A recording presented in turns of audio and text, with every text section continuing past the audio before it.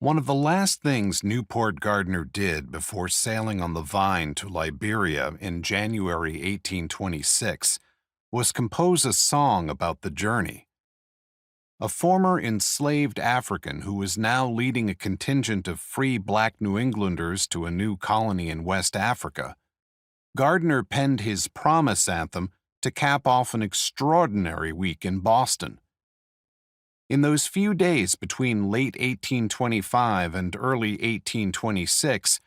Gardner and his fellow African emigrants were hosted by a multitude of Christian ministers, organized as a distinct African Christian congregation, given nearly $200 in donations to support the colonization project, and departed with hope and blessings from Boston's religious community. The great finale of these celebrations was a momentous gathering on December 28th at Boston's Park Street Church, which featured remarks from esteemed religious leaders, topical sermons linking Christian identity with African history, and, of course, that triumphal song composed by Gardner himself. Newport Gardner's Promise Anthem was, at its core, about the place that oppressed Africans held in the eyes of God.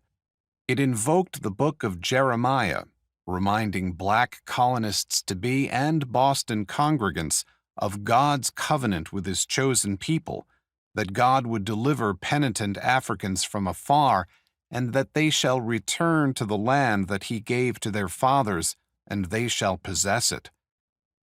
The anthem urged the black members in the audience to hear the words of the Lord, O ye African race, hear the words of promise.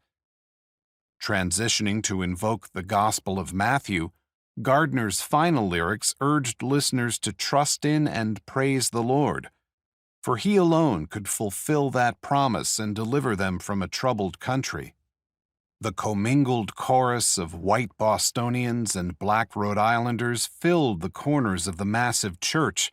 which the minister at that time, Sereno Edwards Dwight, had called one of the largest and perhaps the loftiest in the Union.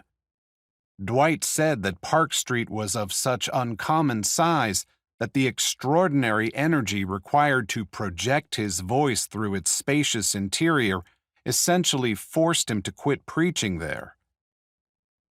On that day of celebration in December 1825, though, the Park Street congregants heard more than just Sereno Dwight's failing vocals.